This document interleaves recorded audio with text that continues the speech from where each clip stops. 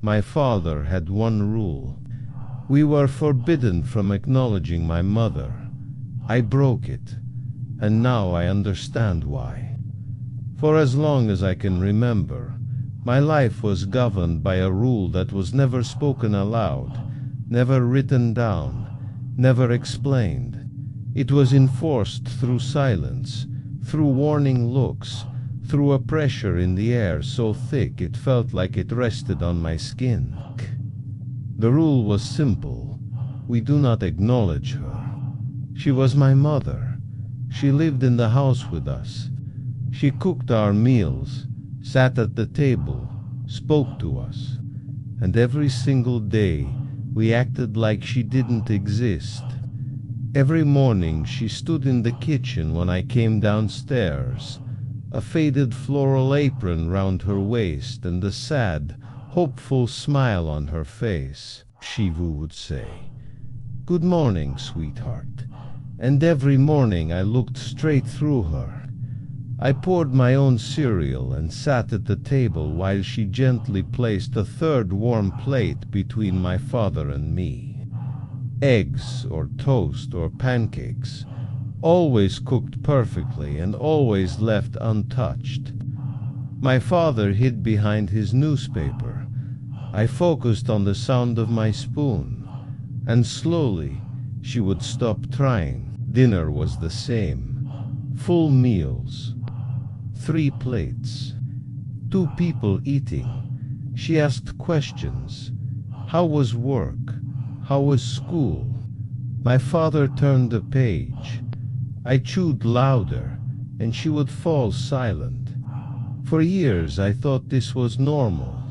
Children accept anything when it's all they've ever known. But as I grew older, something changed. I started noticing her, the way her shoulders drooped, the way her hand brushed the back of my father's chair when she passed, the way she cried at night, quietly, trying not to be heard.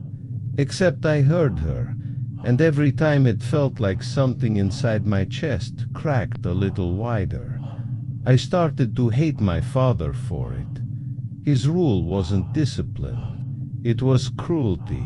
He hadn't punished her. He had erased her, and I had helped him.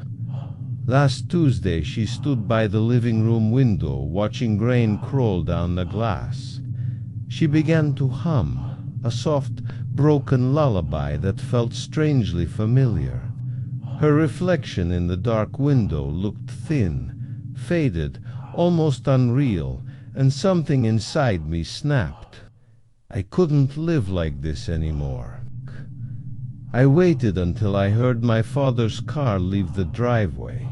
Then I went into the kitchen. She was washing dishes. My heart was beating so hard I could feel it in my throat. My mouth was dry, and I said the word I had never said before. "Mom." She froze. Slowly she turned around. Her eyes widened, her hands trembled, and her face broke into something between disbelief and joy. She whispered, "You can see me. Oh, my sweet boy, you can finally see me." I stepped closer and asked what she meant. I told her I had always seen her. She said I never looked at her, never spoke. I told her about my father, about the rule, about the fear. Sadness passed through her eyes. Then she reached out and took my hand. Her skin was cold, unnaturally cold, but solid, real. She whispered that it was okay and that this could be our secret. We talked. For the first time in my life, I talked to my mother. She told me she loved me, asked about my life, laughed. And when my father came home, she squeezed my hand and whispered, "Our secret." The next morning the house was empty. No coffee, no radio, no newspaper, no father, no mother. Panic crept into my chest. I searched every room, nothing, until I opened my father's closet and found the box. Inside were journals, dozens of them, all in his handwriting. I opened the first one and my blood ran cold. She died in the storm, a fallen power line. Wrong place, wrong time.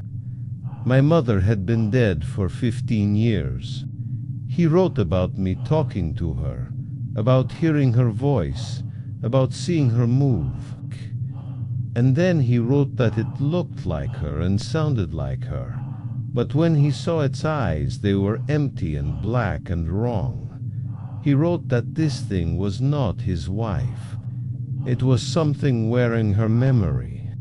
He called it a mimic, a thing that feeds on attention, on recognition, on love.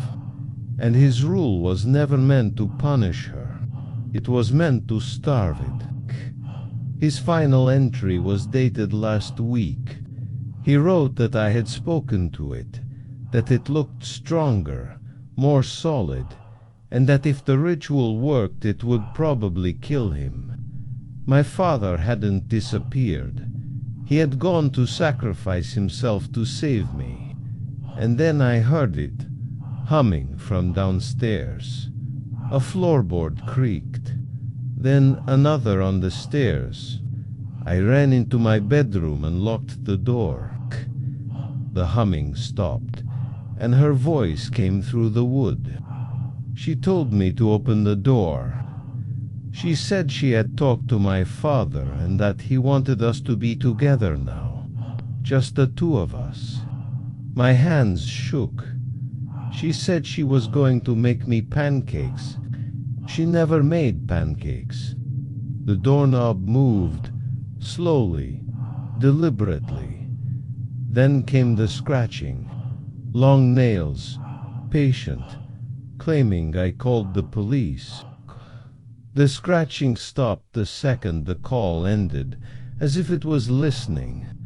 Now I'm trapped in this room, waiting, writing this, because if something happens to me, someone needs to know.